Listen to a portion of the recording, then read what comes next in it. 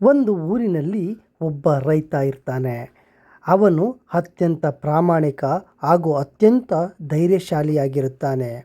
ಅವನು ಒಂದು ದಿನ ತನ್ನ ಹೊಲವನ್ನು ಉಳುತ್ತಿರುವಾಗ ಅವನ ನೇಗಿಲ ಕುಳಕ್ಕೆ ಏನೋ ಒಂದು ತಾಗಿದಂತಾಗಿ ನಿಲ್ಲುತ್ತದೆ.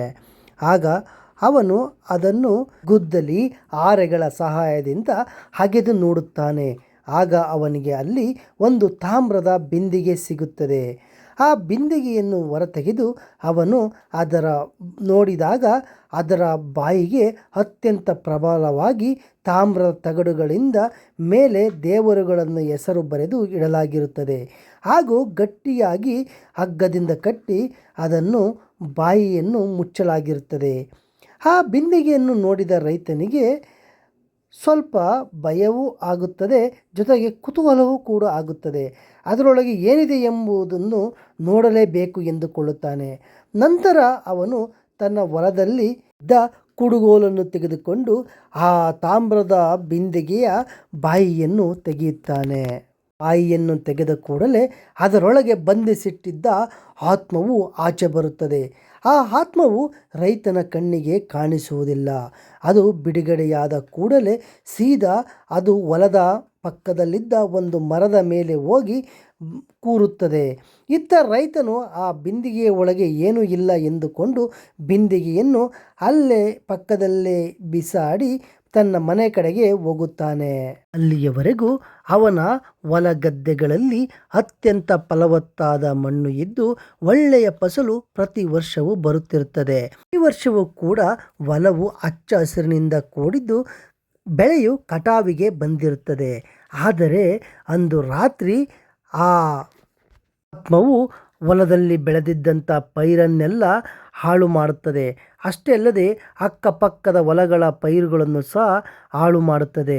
ಬೆಳಗ್ಗೆ ಗ್ರಾಮದ ರೈತರೆಲ್ಲ ಹೊಲಗಳಿಗೆ ಬಂದು ನೋಡಿದರೆ ತಮ್ಮ ಹೊಲಗಳ ಗದ್ದೆಗಳಲ್ಲಿ ಕಟಾವಿಗೆ ಬಂದಿದ್ದ ಪೈರು ನಾಶವಾಗಿರುವುದನ್ನು ಕಂಡು ಬೆಕ್ಕಸ ಬೆರಗಾಗಿ ದಿಗ್ಭ್ರಮೆಗೊಳಗಾಗುತ್ತಾರೆ.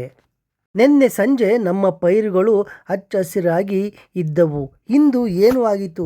ಹೊಲವೆಲ್ಲ ಮರುಭೂಮಿಯಂತೆ ಬದಲಾಗಿದೆಯಲ್ಲ, ಎಲ್ಲಿ ಹೋಯಿತು ನಮ್ಮ ಪೈರುಗಳು ಎಂದು ಗೋಳಾಡುತ್ತಾರೆ. ಹೀಗೆ ಬರುತ್ತಾ ಅವರ ಫಲವತ್ತಾದ ಮಣ್ಣೆಲ್ಲ ಮರುಭೂಮಿಯಾಗಿ ಬದಲಾಗುತ್ತಾ ಹೋಗುತ್ತದೆ. ಇತ್ತ ಊರಿನ ಹಿರಿಯರೆಲ್ಲರೂ ಸೇರಿ ದೇವಾಲಯಕ್ಕೆ ಹೋಗಿ ಒಂದು ಪ್ರಶ್ನೆ ಹಾಕಿ ನೋಡುತ್ತಾರೆ.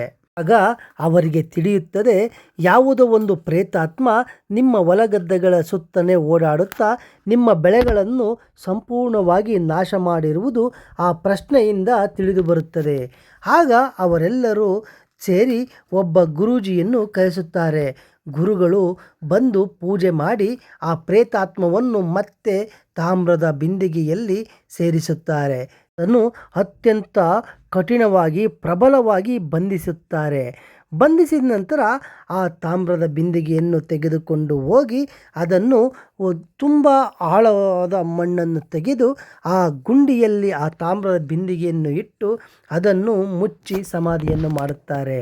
ಈ ಪ್ರೇತಾತ್ಮವನ್ನು ಊತು ಹಾಕಿದ ನಂತರ ರೈತರ ಹೊಲ ಗದ್ದೆಗಳಲ್ಲಿ ಮತ್ತೆ ಹಚ್ಚ ಹಸಿರು ಬೆಳೆಯುತ್ತದೆ. ಹಾಗೂ ಬತ್ತಿ ಹೋಗಿದ್ದ ನೀರಿನ ಸೆಲೆಗಳು ಮತ್ತೆ ಬರುತ್ತವೆ. ಹೀಗೆ ಪ್ರೇತಾತ್ಮದಿಂದ ಸಂಕಷ್ಟಕ್ಕೆ ಸಿಲುಕಿದ ರೈತರೆಲ್ಲರೂ ಮತ್ತೆ ನಗುಮುಖವನ್ನು ಚೆಲ್ಲುತ್ತಾರೆ. ಅವರ ಹೊಲ ಗದ್ದೆಗಳಲ್ಲಿ ಪೈರುಗಳು ಹಚ್ಚ ಹಸಿರಿನಿಂದ ಮತ್ತೆ ಬೆರಗುಗೊಳ್ಳುತ್ತವೆ. ಸ್ನೇಹಿತರೆ, ಇಲ್ಲಿಗೆ ಈ ಕತೆ ಮುಕ್ತಾಯವಾಯಿತು. ಮತ್ತೆ ಮುಂದಿನ ಕಥೆಯೊಂದಿಗೆ ನಿಮ್ಮನ್ನು ಭೇಟಿಯಾಗುತ್ತೇನೆ. ನನ್ನ ಚಾನಲ್ನ ಸಬ್ಸ್ಕ್ರೈಬ್ ಮಾಡಿ ನನ್ನ ಸಪೋರ್ಟ್ ಮಾಡಿ ಅಂತ ಕೇಳುತ್ತಾ ಇದ್ದೇನೆ. ಧನ್ಯವಾದಗಳು ಸ್ನೇಹಿತರೆ.